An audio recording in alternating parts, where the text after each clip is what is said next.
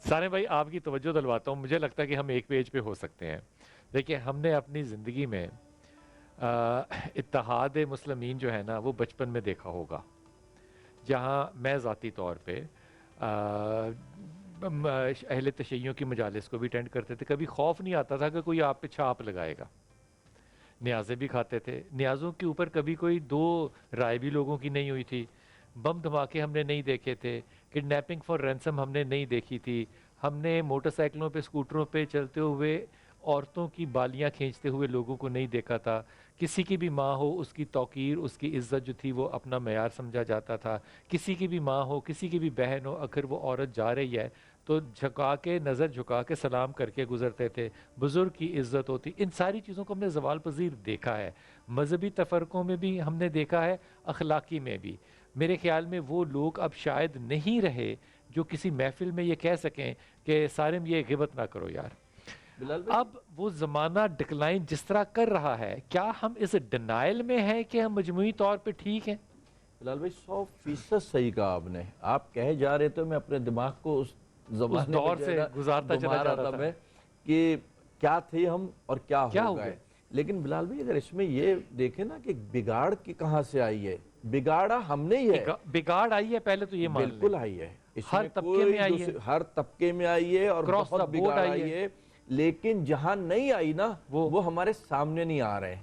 وہ اپنی عزتوں کو سنبھال کے چھپا کر کے پیچھے ہو کر کے بیٹھ گئے. وہ اگر آگے آتے ہیں تو باخدا بلال بھائی ہم ہی بڑے ترم خان جو بنے گھومتے ہیں نا، ہم ان کا ہاتھ پکڑنے کو تیار نہیں ہوتے، کیونکہ ہم بھی اسی تیزی کی مارکیٹ میں بھاگے جا رہے ہیں. ہم بھی یہ چاہتے ہیں کہ اس کو اگر ہم نے ہاتھ پکڑا تو ہم بھی پیچھے رہ جائیں گے، تو اس کا ہاتھ پکڑو جو لے کر اچھا کے مجھے آگے بات کی طرف بتائیے بھاگے. ایمانداری سے، جی یہ تینوں سے سوال ہے. جس ملک میں ایک نیا پیدا ہوا بچہ ایک قطرہ دودھ نہ پی سکتا ہو اصلی سوائے ماں کے، بالکل صحیح ہے. اس معاشرے میں ہم کہیں کہ دین پروان چڑھ رہا ہے. نہیں بالکل جس نہیں چڑھ اسٹور رہا. کا نام جو ہے وہ آپ نے اسلام کے نام پہ رکھا ہو اور اس کے اندر بلیک ہو رہی ہو کووڈ کے درمیان، تو آپ کہیں کہ یہ ایک چیدہ چیدہ ہے. بلال بھائی اس کا میں آپ کو جواب دوں، بہت چھوٹا سا جواب نے بات کہی. دین ہے کیا؟ پاکستانیت ہے کیا؟ ابھی میں ترکی گیا ہوں، مجھے کوئی نہیں جانتا تھا میں کون سا ترم خان ہوں، میں کون ہوں، میں کیا ہوں، کوئی بھی نہیں جانتا تھا. صرف ادھر جاتے تھے سامان بانٹتے، جب کوئی پوچھتا تھا بتاتے تھے پاکستان سے ہیں تو کیا واہ واہ ہوتی تھی. وہی ہمارے پاکستان کی عزت ہے، وہی ہمارے دین کی عزت ہے. ہم نے اپنے عمل سے دین کو بتانا ہے. دین میں کیا ہے وہ سب ہم کو بھی پتا ہے. لیکن ایک بات اور بتائیں، دیکھیے ہمارے ہاں سگنل توڑنا جو ہے نا یہ بڑائی ہے، یہ بڑا پن ہے کہ میں سگنل توڑ سکتا ہوں. جب آپ ٹرکی گئے تو وہاں پہ جس نے سودا لے لیا تھا اور آپ کو نہیں پتا تھا، اس نے آپ سے دوبارہ نہیں لیا. اس نے کہا میں لے چکا ہوں. جو لینے آیا اس نے صرف اتنی چیز لی جتنی اس کی ضرورت تھی. جو آپ زائد دے رہے تھے وہ آپ نے نہیں لی. ہم یہاں پہ صرف چیزوں کو زائد نہیں لیتے، ہم اپنی جانیں جو ہے وہ فنا کر دیتے ہیں. اور چیز کی لوٹ کے اوپر چیز جو ہے وہ میرے لیے آ رہی ہے لیکن میں راستے میں اس پہ ڈاکہ ڈال دوں گا، پھر میں مولوی سے فتویٰ لوں گا کہ لیکن کیونکہ میرے لیے رہی تھی اس لیے وہ ڈاکہ جائز ہے. اب یہ ذہنی زوال مجھے لگتا ہے اس قدر آ چکا ہوا ہے کہ اس میں زبیر جیسے لوگ شامل ہیں باقاعدہ ان لوگوں کے تحفظ کے لیے جو دین کے نام پہ اخلاقی جرائم جو ہیں وہ کر رہے ہیں. دیکھیں بلال بھائی اس کے لیے اگر ہم اس میں جائیں نا دینی طور پہ، تو میرے خیال ہے ہر مسجد ہر کسی کے لیے کھول دینی چاہیے. کسی مسجد میں کوئی کسی قسم کی پابندی نہیں ہونی چاہیے. نماز کی بات کر رہے ہیں یا نہیں نماز کے لیے کہہ رہا ہوں کہ جب آپ جاتے ہیں وہاں پہ تو آپ میں کہتا ہوں نماز کے بغیر بھی کھولنی چاہیے. کھولنی چاہیے. یہ جو لوگ سڑکوں پہ سوتے ہیں ان کو مساجد کے اندر کام لگائیں. میں بھی یہی کہتا ہوں مسجد کا مطلب یہ نہیں کہ آپ 5 ٹائم گئے نماز پڑھی اور گھر آ گئے. آپ مسجد کا گھر اللہ کا گھر ہوتا ہے. ہم نے تو ایک چیز نوٹ کی ہے کہ شہروں کی مسجدیں بہت کم ایسا ہوتا ہے کہ لوگ تعصب کی نگاہ سے نہ دیکھتے ہوں، بہت ساری جگہوں پہ نہیں بھی دیکھتے.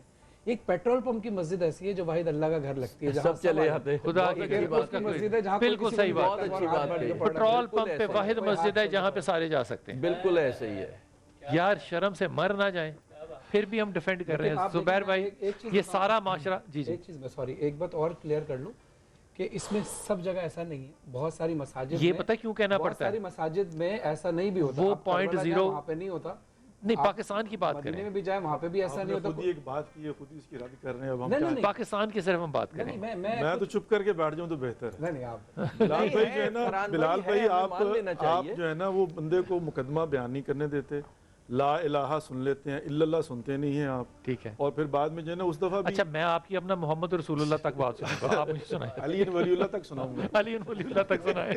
اچھا بلال بھائی بات پتہ کیا ہے, دیکھیں میں 2 منٹ اگر مجھے صرف دے دیں.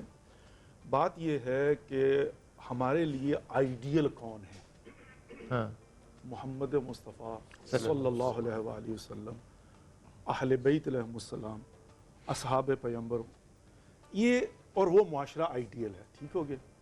اس زمانے کے حساب سے ہم آگے چلتے ہیں تو آج کے زمانے میں جب پہنچتے ہیں, آئیڈیل کو دیکھیں گے تو بہت دور ہو چکے ہوئے ہیں, کوئی شک نہیں ہے. لیکن آج کے زمانے کے حساب سے دیکھیں تو آج کے زمانے میں جو معاشرے موجود ہیں, ہمارا اسلامی معاشرہ کچھ ویلیوز رکھتا ہے.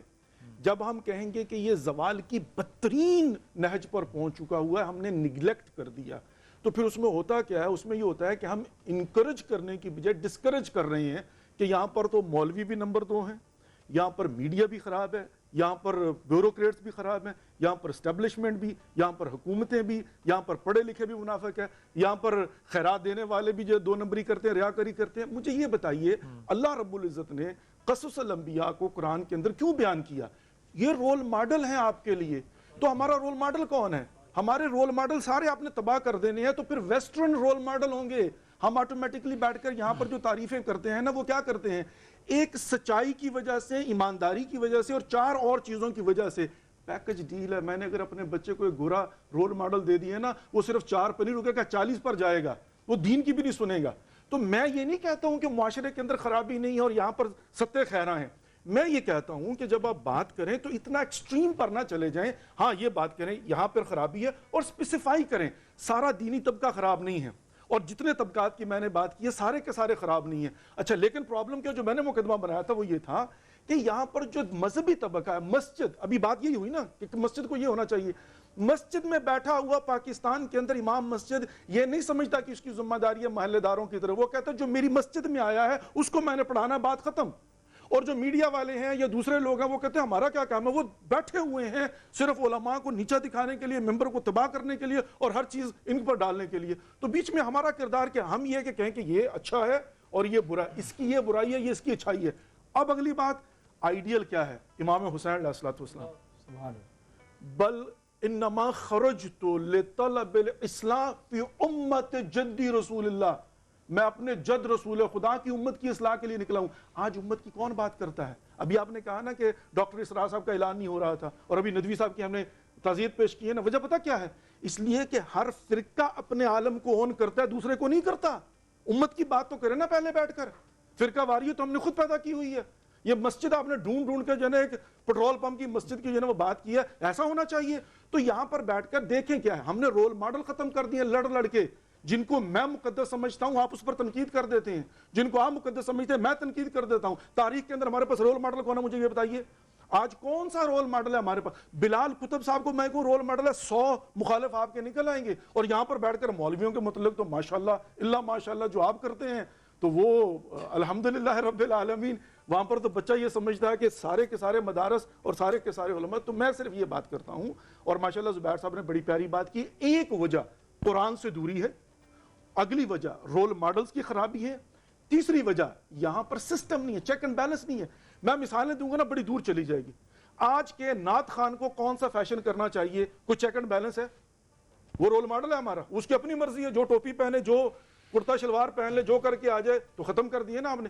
آج کیا ہے کہ مولانا جو ہے اس کی اپنی مرضی ہے, وہ بیٹھ کر ممبر پر کیا ڈسکس کرتا ہے, اس کو لگتا ہے کہ میرے فالوورز یوٹیوب کے اوپر زیادہ آ رہے ہیں, وہ جو جوک چاہے سنا دے جناب, جو ہے نا اس کو شہرت مل گئی تو بات ختم. کون سا چیک اینڈ بیلنس ہے؟ اور ایک غریب عالم دین بیٹھا ہوا مسجد کے اندر اور گاؤں کے اندر, وہ بیچارہ چھوٹی سی تنخواہ لے کر تقویٰ پرہیزگاری کی بات کرتا ہے 50 لوگوں کو, وہ آپ کو نظر نہیں آتا. وہ کیوں نظر نہیں آتا؟ اس لیے کہ وہ مین سٹریم میڈیا کے اوپر نہیں ہے.